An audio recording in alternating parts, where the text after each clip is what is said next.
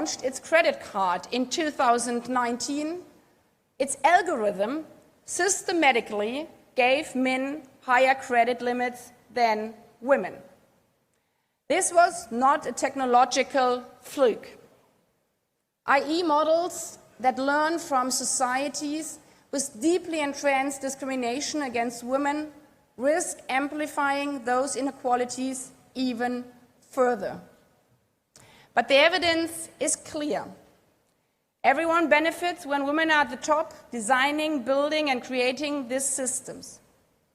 Equal representation of women will ensure that technology empowers rather than exploits. Again, this is not just a matter of doing what is right or what is just. It's a matter of self-interest for all of us. Having men and women equally at the starting line of our new technological era will produce more innovative and representative products, ultimately increasing their profitability. Men and women from all regions, especially from all developed and less developed countries. Excellencies, ladies and gentlemen, we truly live in geopolitical, challenging and fragmented times. And delivering on this Doha Declaration all together in unity won't be easy. But we should draw inspiration from those students lining up for the race, and even more from the millions out there they represent. They never quit, despite all the hurdles. So too must we. With the declaration just adopted, with the promises we made to level the playing field for all, once and forever.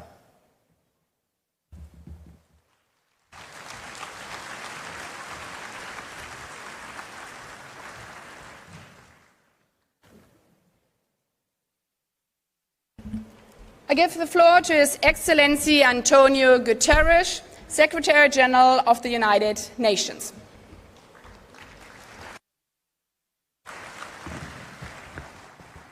Your Highness, the Emir of Qatar, our hosts, Madam President of the General Assembly, Your Majesties, Your Highnesses, Excellencies, ladies and gentlemen. The first World Summit for Social Development in Copenhagen in 1995 was a moment of moral clarity. It reminded us that true development isn't about prosperity for the few. It is about opportunities for the many, grounded in social justice, full employment, and human dignity. Since then, over 1 billion people have escaped extreme poverty. Global unemployment is at a near historic low. Access to health care, education, and social protection has dramatically expanded. People are living longer, and child and maternal mortality have declined. And more girls are attending school, with rising graduation rates for all students. These achievements were the result of actions by the global community to deliver on the promise of the 2030 Agenda for Sustainable Development. Actions by governments to invest in systems that lifted people up rather than leaving them behind. Actions by international organizations and civil society partners to support development. Actions by businesses to ensure their practices enable, not erase, social development and social justice. And actions by donors to help countries invest in their people, infrastructure and economies. But this second World Summit for Social Development opens at a moment of high global uncertainty, divisions, conflicts, and widespread human suffering. People are still facing hunger, poverty, displacement, and unemployment. Developing countries are not getting the level of support they need, and we are not moving fast enough to mitigate the volatility and outright destruction wrought by a warming planet. And we are falling short on the Sustainable Development Goals. Your Majesties, Your Highnesses, Excellencies, the Doha Political Declaration represents a booster shot for development. At its heart, the declaration is a people's plan. Bringing it to life requires action in 4 areas. First, a people's plan means accelerating our fight against poverty and inequality. It is unconscionable that nearly 700 million people still live in extreme poverty, with the richest 1% own nearly half of global wealth. It is unacceptable that millions go hungry every day or die each year from preventable disease. Trends made far worse by relentless global aid cuts. And it is intolerable that almost 4 billion people lack access to any form of social protection at all. Fighting poverty requires targeted, country-led investments and strategies in all the systems that people need. Food systems that can reach all people with affordable, nutritious, sustainably produced food. Universally accessible health systems that can deliver care and medicine to every person, no matter where they live or how much they earn. Water and sanitation systems that deliver clean water to all. Adequate, affordable housing. Energy systems that are clean, reliable, and accessible to all, powering development and jobs. Education systems capable of reaching every child and young person with quality education and skills, underpinned by well-trained and supported teachers. Universal social protection systems that can support people when they need it, and reliable, robust, and disaggregated data to track out progress. And progress also depends on investing in the future of our planet. Governments must arrive at the upcoming COP30 meeting in Brazil with concrete plans to slash their own emissions over the next decade, while also delivering climate justice to those on the front lines of a crisis they did little to cause. Just look at Jamaica. The clean energy revolution means it is possible to cut emissions while growing economies. But developing countries still lack the finance and technologies needed to support their transitions. In Brazil, countries must agree on a credible plan to mobilize $1.6 trillion annually in climate finance by 2035 for developing countries. And developed countries must honor their commitments to double finance for adaptation to at least $40 billion this year. And the Loss and Damage Fund needs to be capitalized with significant contributions. Second, a people's plan requires a laser focus on job creation and employment. In every country, governments and the private sector must join forces to promote decent work, living wages, and pathways for workers to transition from the informal economy to jobs in the green, digital, and care economies. Investments in training, skills development, and lifelong learning are essential. As called for by the Global Digital Compact adopted last year, countries should focus on closing the digital divide, achieving universal digital connectivity, and ensuring all people can gain skills in digital technology and artificial intelligence. Creating and sustaining jobs also requires countries to diversify their economies and enhance local processing and innovation to add value and compete in global trade. Any job creation efforts must also ensure women have equal access to jobs while increasing support for care economies. Throughout, we need to strengthen labor protections so profits never come at the expense of workers' rights. Third, a people's plan requires financing. At June's Financing for Development conference in Sevilla, leaders committed to unlocking more finance for developing countries. National governments must lead the way by mobilizing their own domestic resources. And we also need to triple the lending power of multilateral development banks that need to be bigger and bolder, and more able to leverage private finance for developing countries. We also need to ease debt burdens with new instruments to reduce borrowing costs and risks and speed up support for countries facing debt distress. The global financial architecture must be reformed so it better represents today's world and the needs of developing countries. Developing countries need and deserve stronger participation at the decision-making table across global financial institutions. And global economic governance must become more inclusive, representative, equitable, and effective. Your Majesties, Your Highnesses, Excellencies. Enfin, un plan. Finally, a plan designed for the people to bring them together. Too many people have been left behind, in particular women, minorities, migrants and refugees, elder persons, indigenous peoples, disabled persons and young people.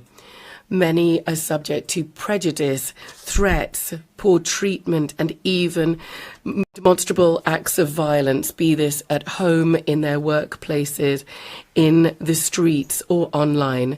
Governments must defend and protect democratic values, ensuring that the voices of all people, including the most vulnerable, whatever be their age or background, be heard. They must continue to lift obstacles to the participation of women, from boards in businesses to political power, and eliminate all forms of discrimination and gender-based violence. There is a need to focus on the needs for a more active presence of women in new technologies.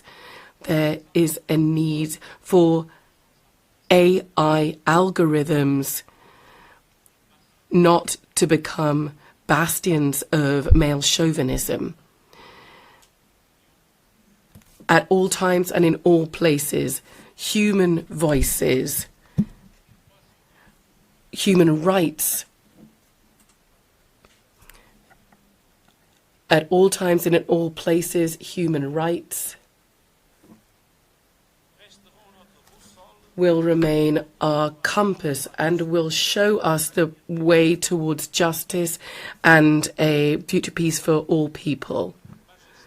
Your Majesties, Your Royal Highness, Excellencies, this summit is placed under the sign of hope, hope with collective action. There's a need to mobilize political will and necessary financial resources to pursue the voyage that we have started together and did so 30 years ago in Copenhagen.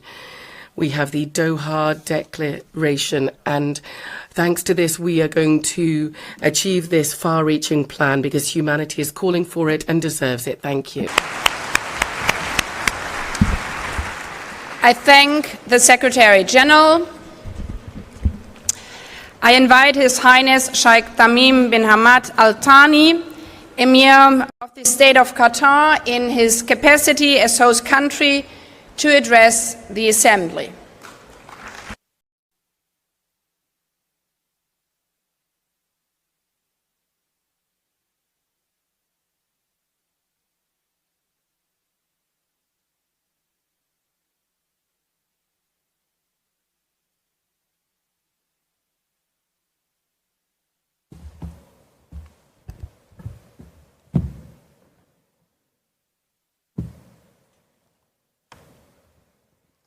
In the name of God, most compassionate, most merciful, Your Excellency, the President of the General Assembly, Your Excellency, the Secretary General, Your Majesty, Your Highness, Your Excellencies, peace be upon you.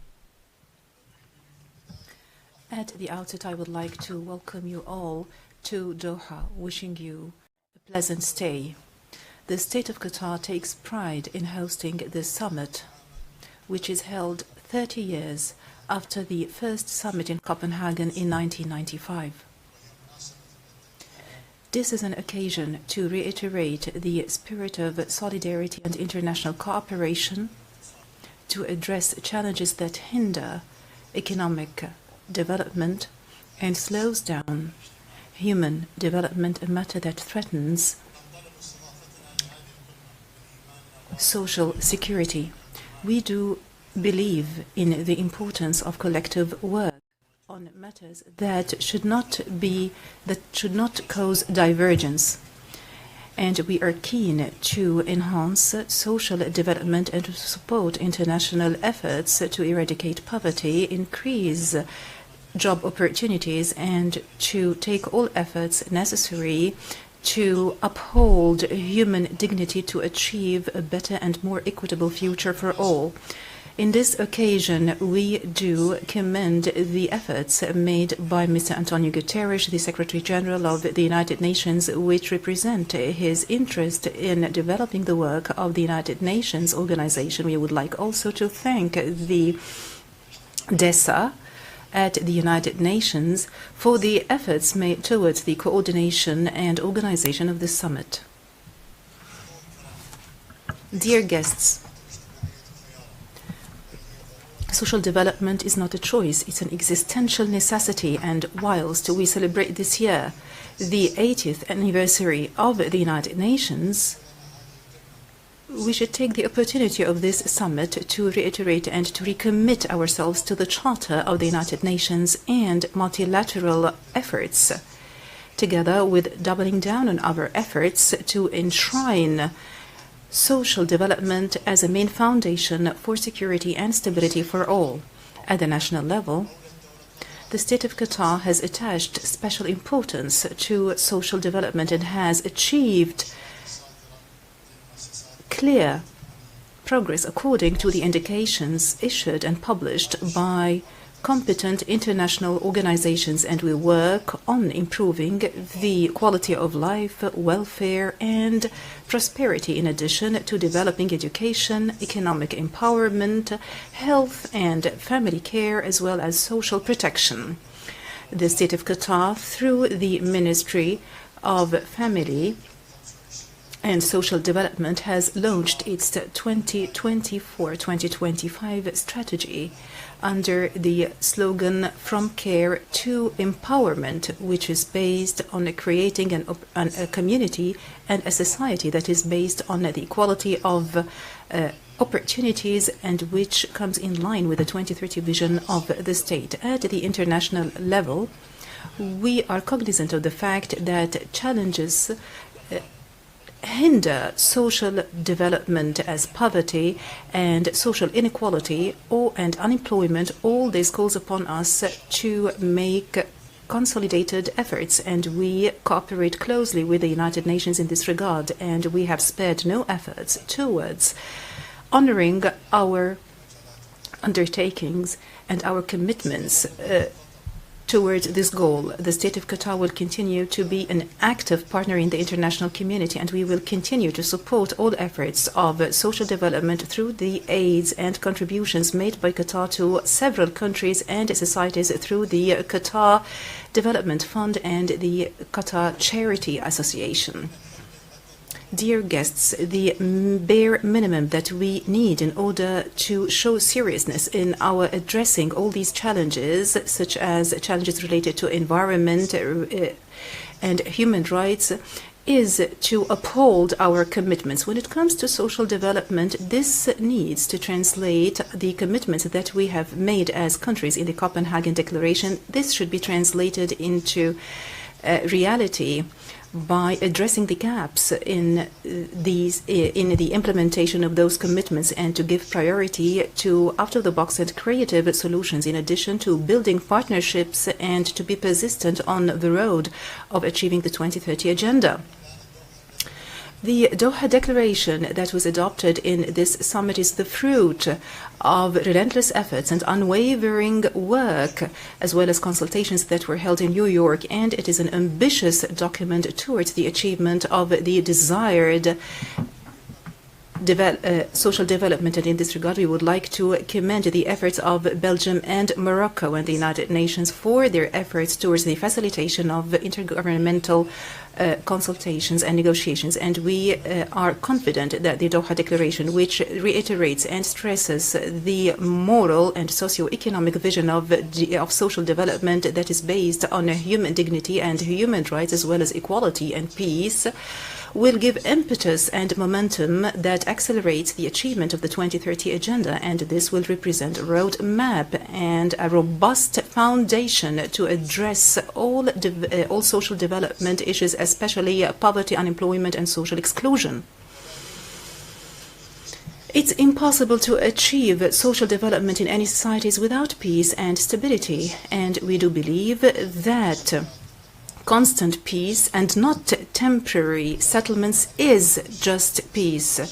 And it's very obvious, it goes without saying, that the Palestinian people need all forms of aid to be able to recover from the devastation that was caused by the Israeli occupation and the apartheid system in Palestine. We call upon the international community to double down on its efforts and to provide support to the Palestinian people for reconstruction and to secure the basic needs for this resilient people until justice is administered and until they manage to exercise their legitimate rights on their territories. When it comes to peace and stability,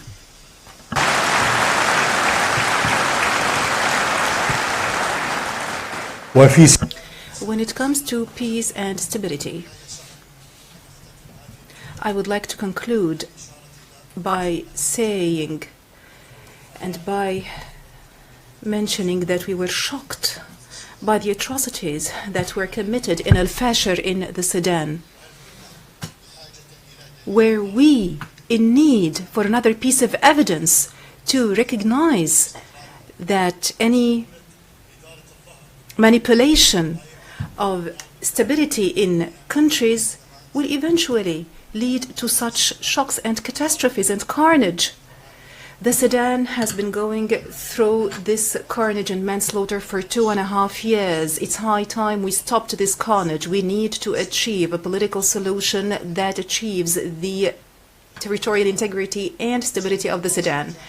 Dear guests, our success will only be measured by our ability to represent and to translate our commitments to tangible procedures which are translated into social development for all, especially in developing countries. And together we can transform this summit into an important juncture that gives rise to steps that would eventually contribute to transferring and translating our slogans of peace and prosperity into a lived reality. In conclusion, I would like to reiterate my welcoming of you to Doha, and I wish that this summit would lead to its desired goals. Thank you, and peace be upon you.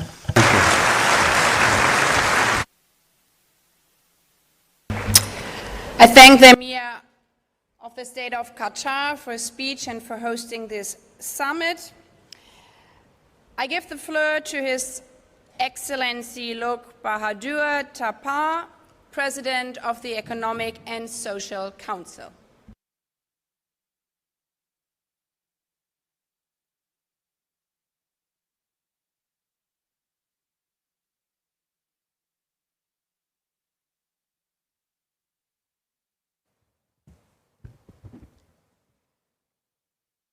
Madam President, Your Highness, Amir of the State of Qatar, heads of the state and government, honorable ministers, Mr. Secretary General, Excellencies, distinguished delegates, ladies and gentlemen.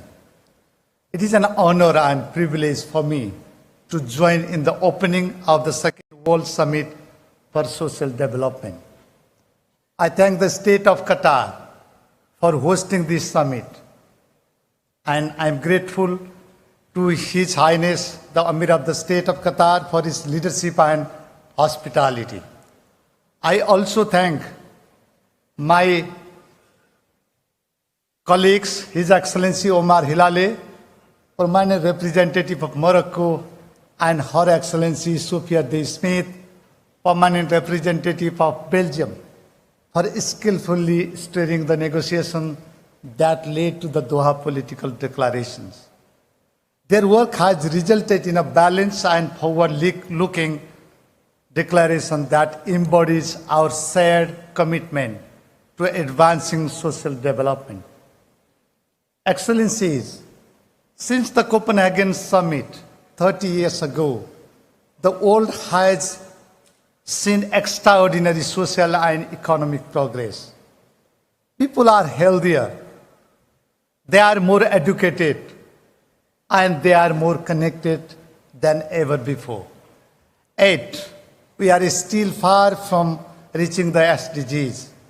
Only 35% of the SDG target are on the track, and governments are grappling with diminishing opportunities for meaningful employment, widening inequalities, and growing insecurities. On this, the Doha Declarations is a milestone. It underscores the urgency of strengthening the social dimension of social development.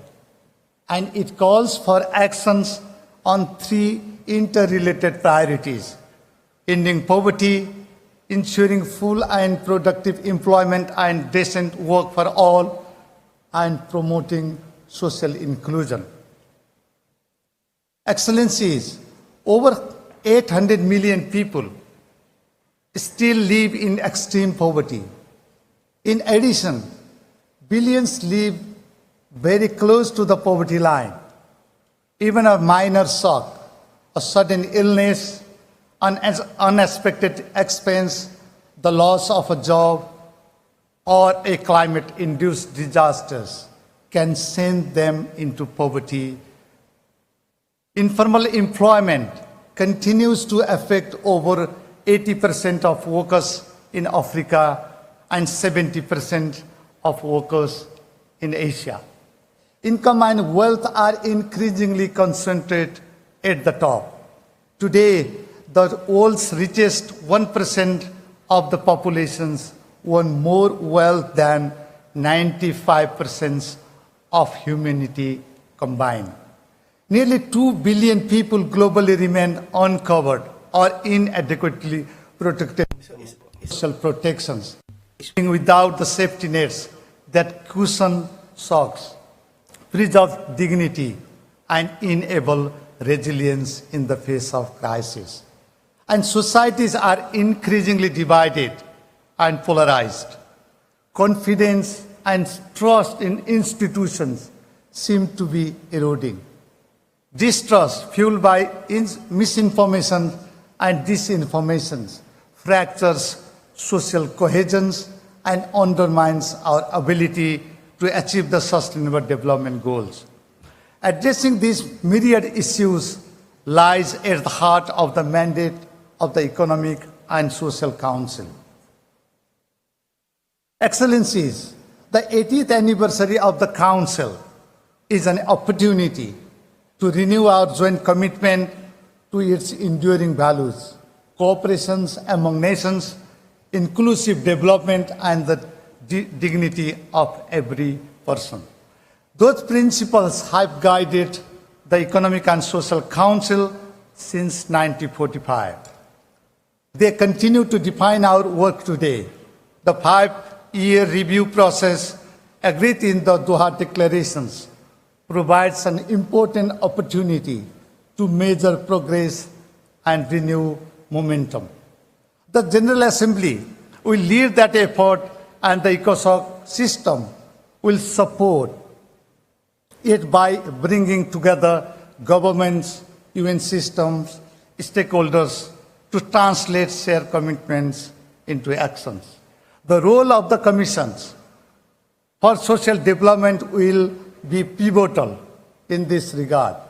We should spare no effort in state ECOSOC forums and segments provide important opportunities to connect global policy with actions on the ground.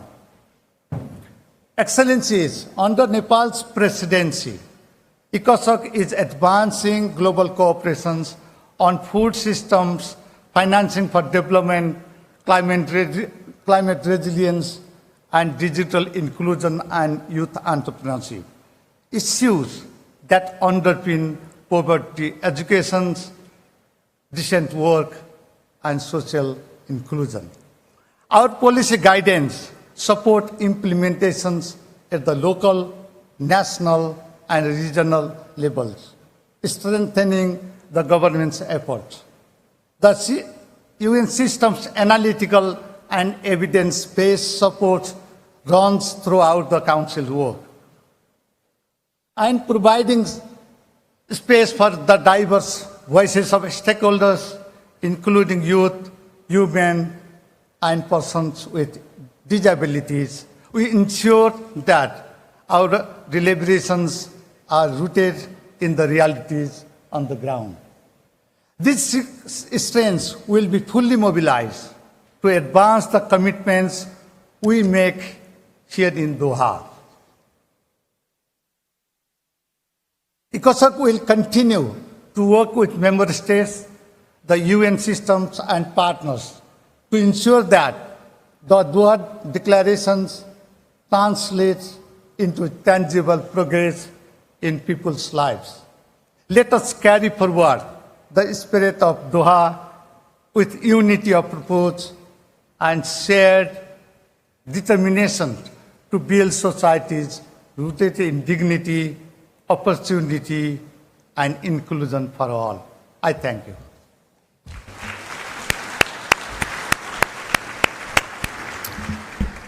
I thank the President of the Economic and Social Council. We've heard the last speaker in this opening segment. Before giving the floor to the first speaker on the list of speakers, delegations are reminded that statements are limited to 5 minutes. I would like to appeal to speakers to deliver their statements at a reasonable pace so that interpretation into the other official languages may be provided properly. As members are aware, pursuant to Resolution 78/318, in addition to the plenary meetings, the summit will have 2 high-level roundtables. The first roundtable will start this afternoon at 3 p.m.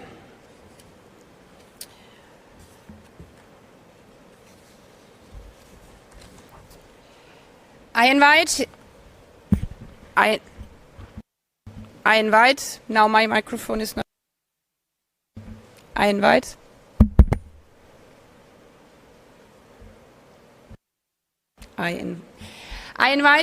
His Excellency Abdul Latif Jamal Rashid, President of the Republic of Iraq, on behalf of the Group of 77 and China, to address the Assembly.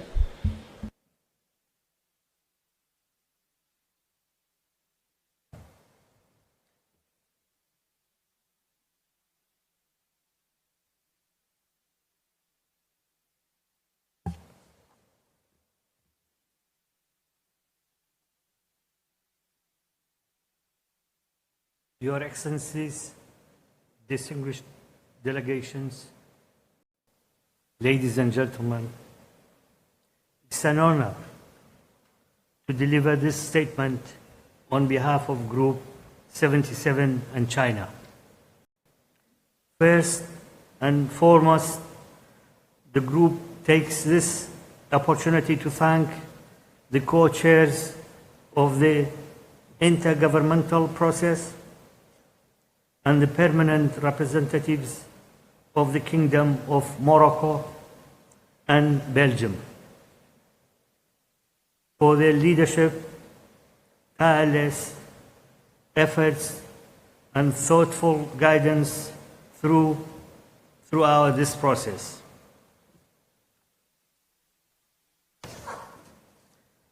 The group also conveys its sincere appreciations to the State of Qatar, its leadership, and people of the generosity, warm hospitality, and excellent arrangement that have enriched our deliberation at this historic summit. We gather today in Doha with great hope that this meeting will inspire concrete progress in advancing the welfare and dignity of all people. As we approach 2030, the international community stands at a pivotal moment, one that calls for resolve to translate our commitments to tangible outcome in the lives of of all our nations. Though our path and achievements may differ, our shared aspiration for more just and secure world unite us.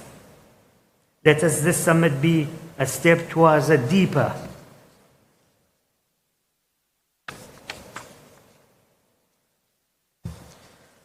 cooperation and solidarity among nations in pursuit of that common vision. Against this background, this background, the group wishes to emphasize the following points. First, we must redouble our collective efforts and place equal emphasis on the three pillars of social development to achieve the commitment made 30 years ago. Addressing the existing gaps and inadequate means of implementation remains a pressing challenge. The principle of common but differentiated responsibilities must remain central, as the international cooperation and solidarity are indispensable and to addressing these challenges. Second, the group underscores the urgent need to confront persistent social development challenges by reducing uncertainty, inequality, and insecurity, while upholding human dignity, human rights, and fundamental freedom for all. Third, the group welcomes the measures undertaken by member states to promote equal opportunity, inclusion, and social justice,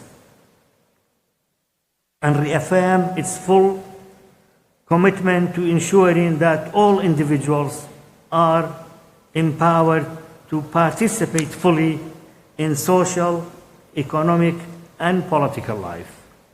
Fourth, the group welcomes the inclusion of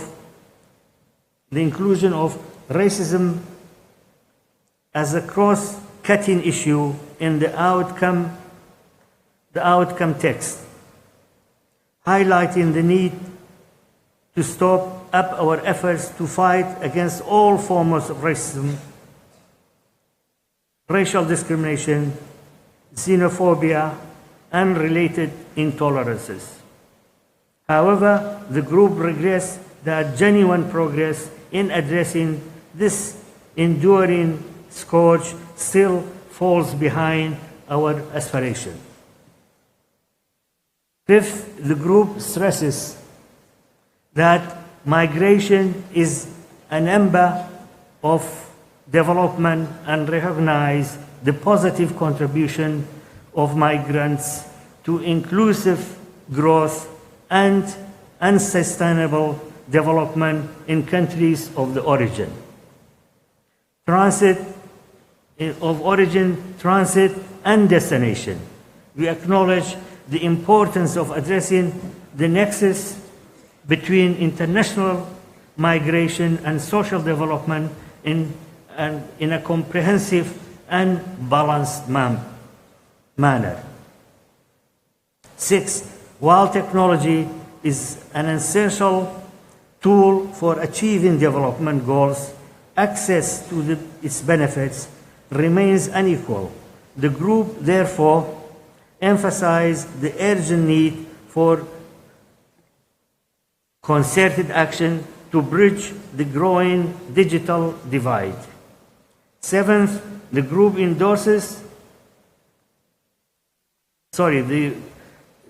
the group underscores that social development cannot advance while many developing countries continue to face UCM, a unilateral coercive measures, while directly and negatively affect the well-being of their people. The group reaffirms that measures impede in economic and social progress and calls for the complete elimination. In conclusion, the Group 77 and China reaffirms our shared commitment to balancing people at the center of development. Let Doha mark a renewed resolve to act with unity, compassion, and determination so that the promises we make today become a living reality for all. Let us leave no one behind. I thank you for listening to these comments.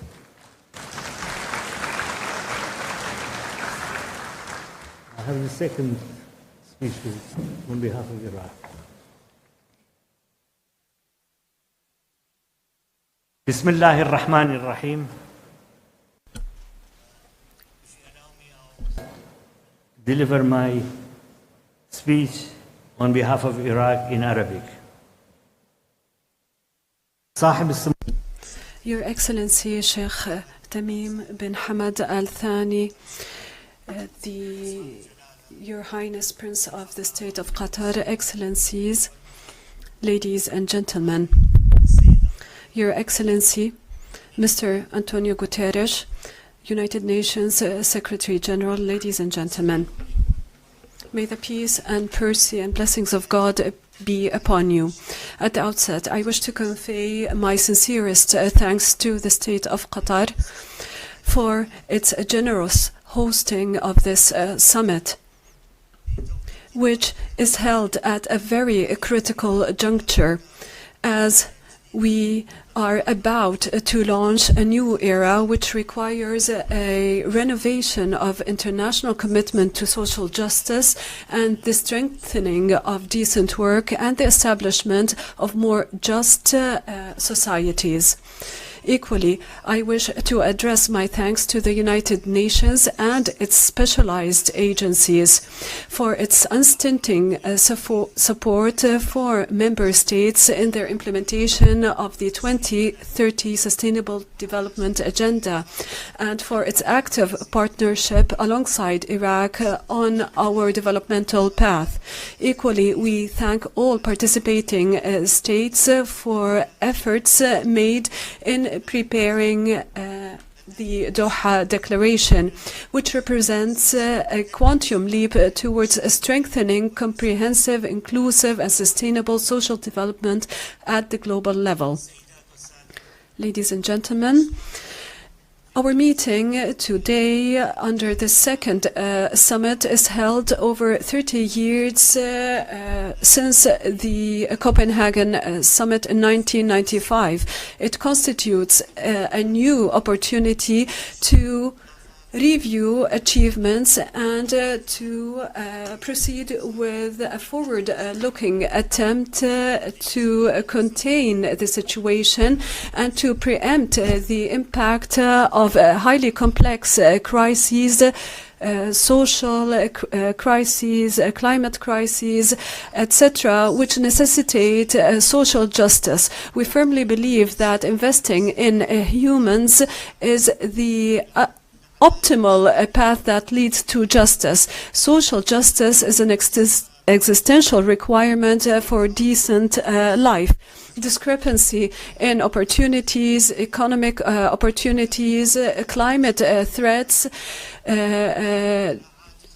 drafts, poverty, etc., all mean that the international community must assume yet a bigger responsibility in upholding the very principles that underpin social justice. In the aftermath of decades of war and terrorism in Iraq, we firmly stand on this path towards social development. Through reducing poverty, improving education, healthcare, and empowering women and youth, and strengthening the participation by persons with disabilities and the elderly in the public sphere. Iraq, during the recent years, has made a major progress in the reform of the social protection system. We moved from humanitarian assistance in times of crisis towards a more sustainable and just system that is underpinned by human rights and social security. Ladies and gentlemen, Iraq ratified in 2023 the ILO Convention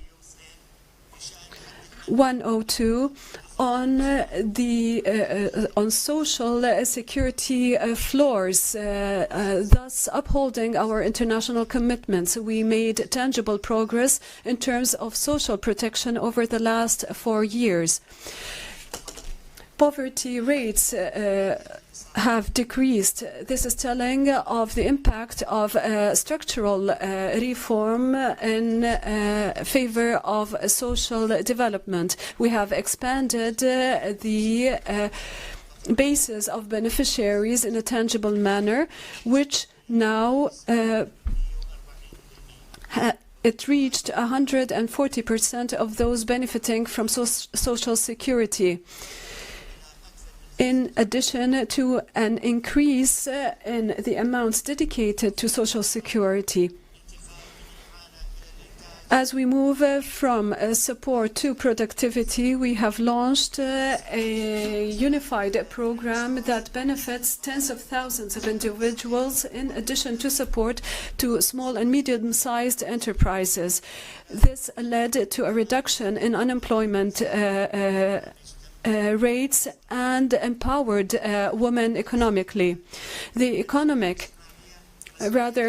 social development is a collective responsibility that includes civil society and the youth, particularly as we joined in 2024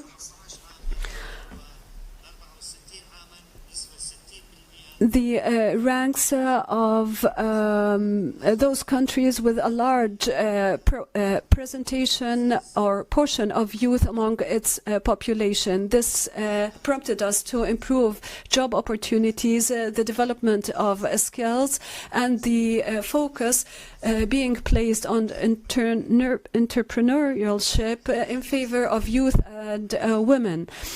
As to climate change and its impact, direct impact on social development, we suffer from water rarity and desertification. Therefore, we launched the Green Iraq initiative that seeks to address such challenges through various projects of renewed and clean energy.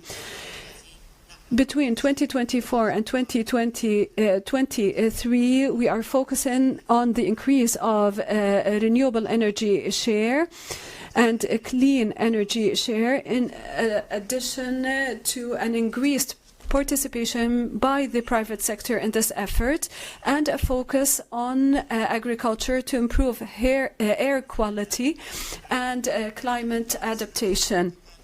We have also adopted a comprehensive strategy focusing on agricultural infrastructure and the improvement of food quality and diversity to attain self-sufficiency when it comes to food production.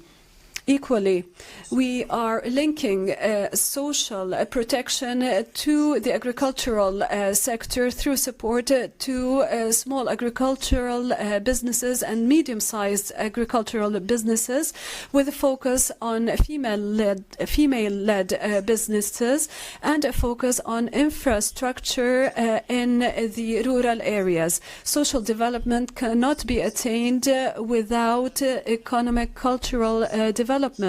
Therefore, we are focusing on good governance and enhancing democratic participation and countering corruption, as these underpin any society that seeks to attain welfare and prosperity.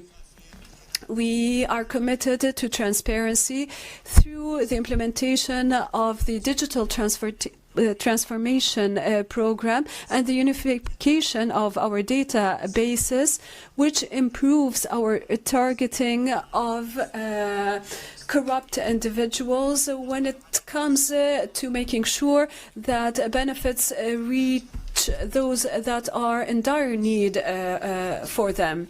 We equally focus on healthcare and health protection, always in line with UN standards and principles.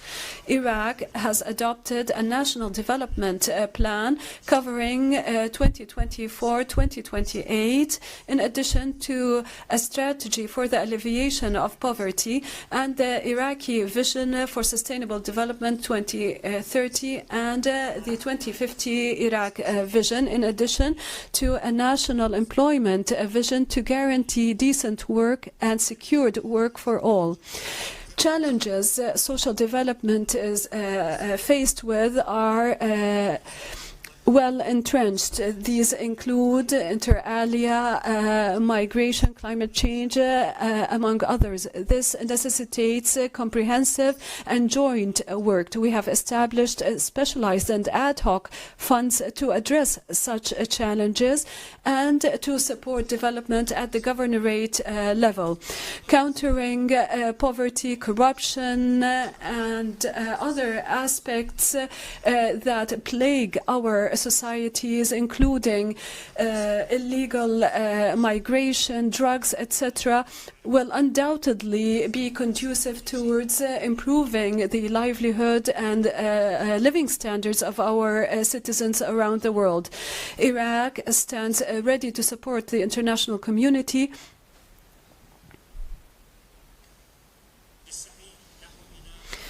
in establishing a more just and equal world where human dignity and rights are always upheld. We are fully confident that this summit will allow for such a new just and sustainable social development. We reiterate our thanks to the State of Qatar for hosting this summit and the United Nations for their efforts and the international community for its support. And we look forward to fruitful outcomes of the current summit. Thank you very much.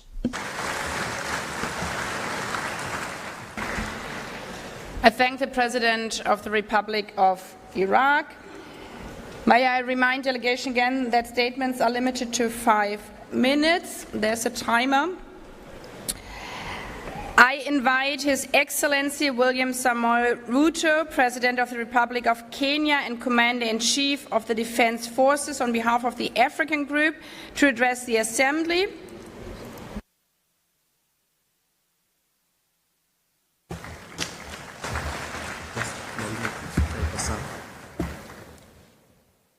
Madam President, Excellencies, Heads of State and Government, distinguished delegates, ladies and gentlemen, on behalf of the African Group, I extend warm appreciation to you, Madam President, and to the State of Qatar for hosting this historic summit, a moment to renew our shared promise 30 years after Copenhagen to place people at the heart of development. We associate ourselves fully with the statement delivered by the delegation of Iraq on behalf of the Group of 77 and China.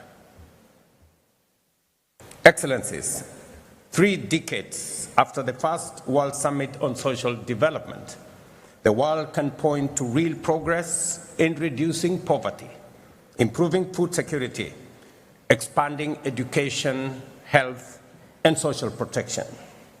Yet, persistent and widening inequality within and among nations continue to erode these gains. Global systems of trade, finance, and technology remain unequal and exclusionary. Poverty, unemployment, and social exclusion have been and remain the defining challenges of our time. Confronting them is not charity, it is justice for humanity. Across many sub-Saharan and sub-regions in Africa and Western Asia, hunger is rising, growth is slowing down, and vulnerability is deepening. Health and education systems are under strain, and energy deficits hold back opportunity.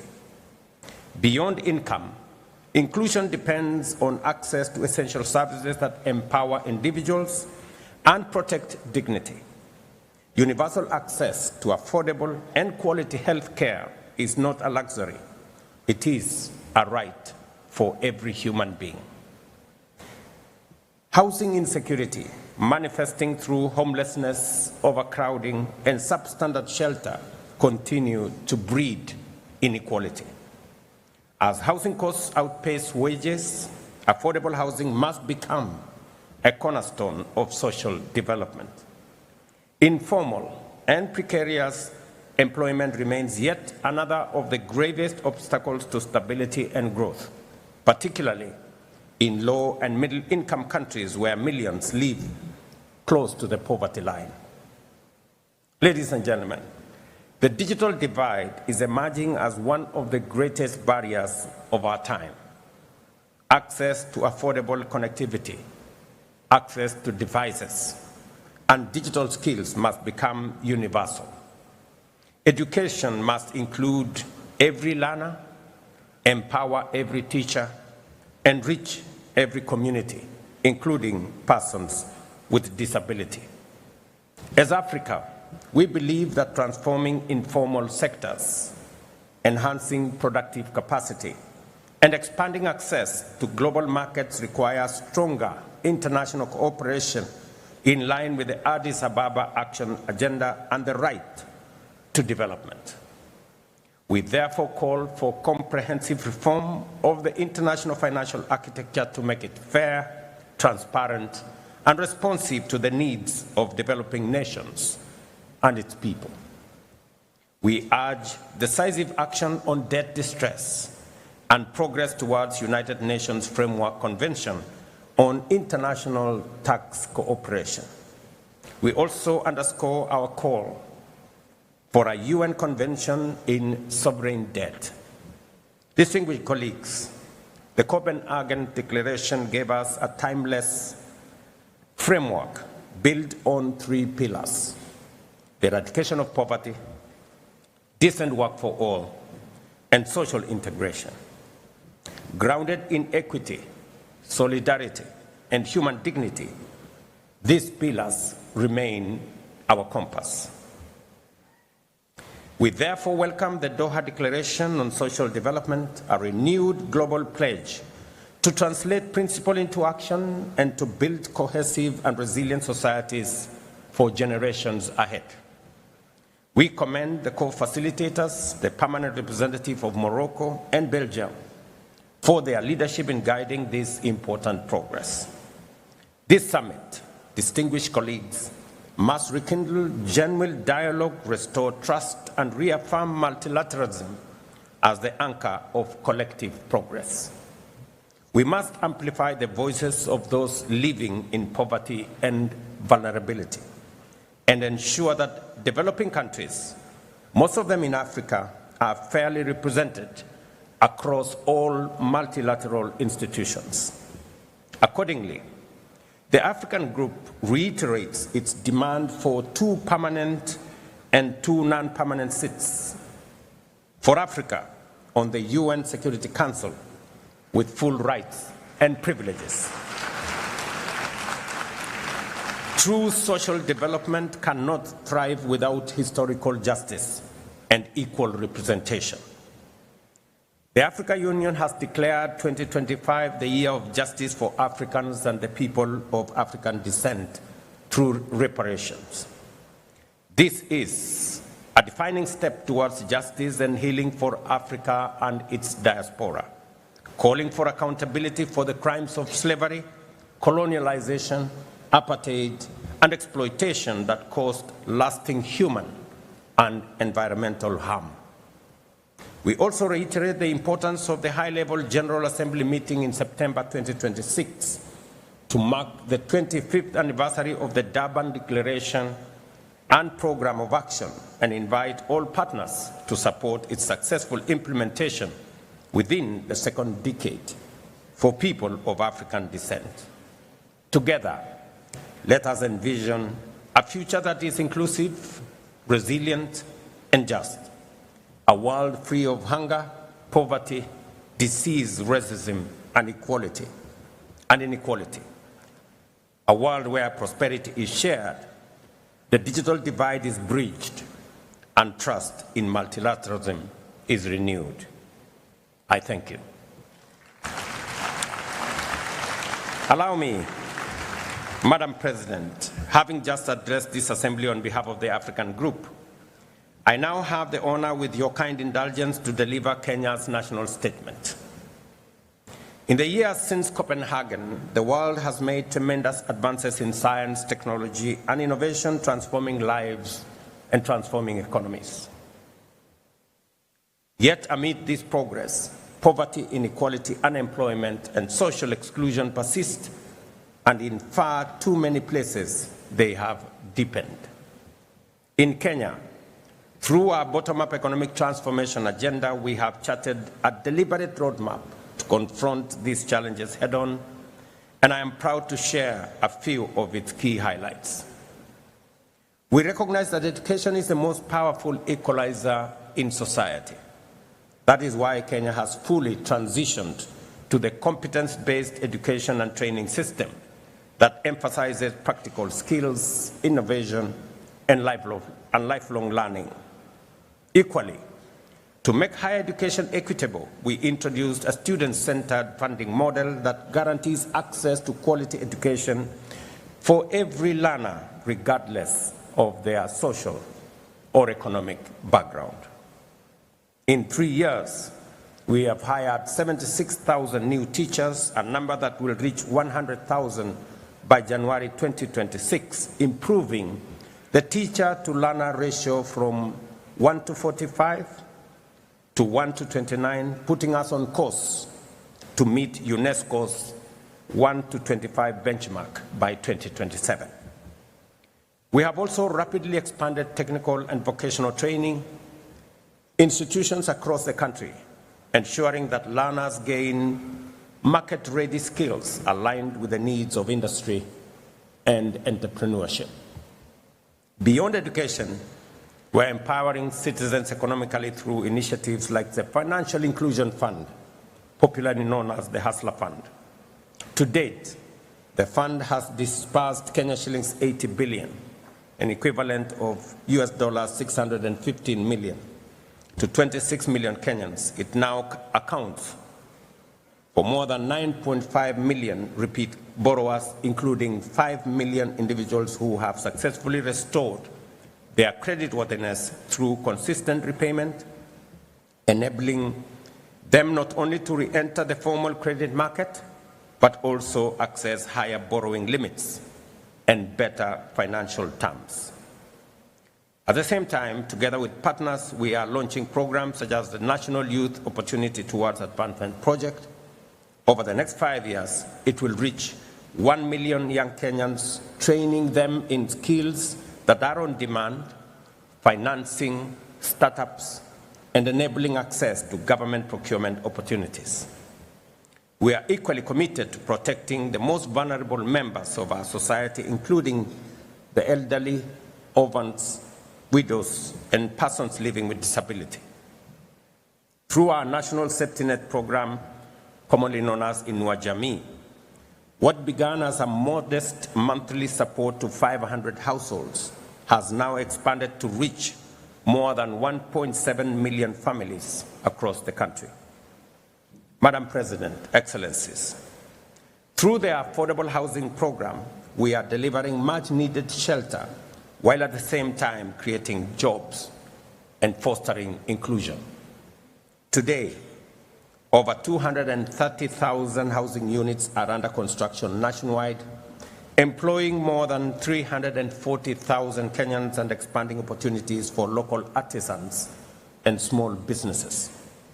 We are also expanding pathways for labor mobility through bilateral agreements with partner countries, like here in this great country of Qatar, where over 70,000 Kenyan nationals are proudly working and earning a decent living and contributing to inclusion back at home. In just 3 years, over 400,000 Kenyans have secured jobs abroad, sending home remittances that support families and strengthen our economy. In the digital economy, nearly 2 million Kenyans have been trained in digital literacy, and over 300,000 young people have accessed digital jobs in e-commerce, business process outsourcing, and innovation hubs. Through reforms in health, ladies and gentlemen, the number of Kenyans with medical insurance has grown from 8 million in 2023 to 27.2 million today, ensuring that no one is denied health due to inability to pay.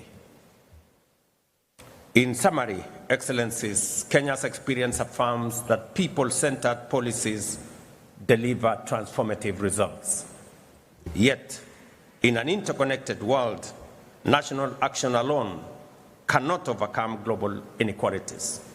It is therefore incumbent upon us today to stand together with renewed resolve to confront and dismantle the entrenched structures that enable global exclusion and perpetuate inequality. Regrettably, Madam President, I note that this Doha summit convenes at a time when global solidarity is in advancing social development has weakened considerably. 30 years ago, in Copenhagen, the world spoke with one accord and acted with common purpose. Today, however, that sense of shared conviction has significantly dimmed.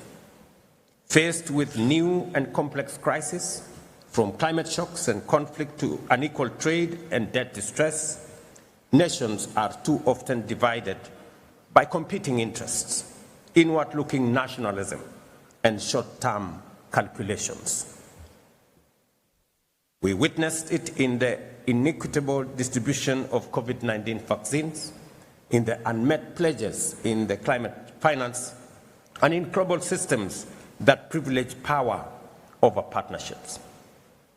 The consensus that once bound us together in Copenhagen is fraying. The world risks retreating into isolation at a time when cooperation should be a priority. Excellencies, as the UN at 80 initiative reforms process unfolds, the time will soon come for all of us to make critical choices about the mandates and structures of the United Nations. In doing so, we must resist the temptation to elevate one pillar of the UN at the expense of others. The United Nations was founded on a holistic vision of delivering global peace and security, human rights, and development. These are the three inseparable, indispensable pillars that together sustain global stability and human dignity. I have no doubt in my mind that while the UN must remain the foremost guardian of global peace, it must also be a catalyst for prosperity and a champion of human dignity everywhere and anywhere. The Doha Summit must therefore renew our shared resolve to act decisively, both as individual nations and as a united global community, to eradicate poverty, create decent work, and advance social inclusion as the surest path towards a world that is truly resilient, inclusive, peaceful, and sustainable. I thank you for your attention.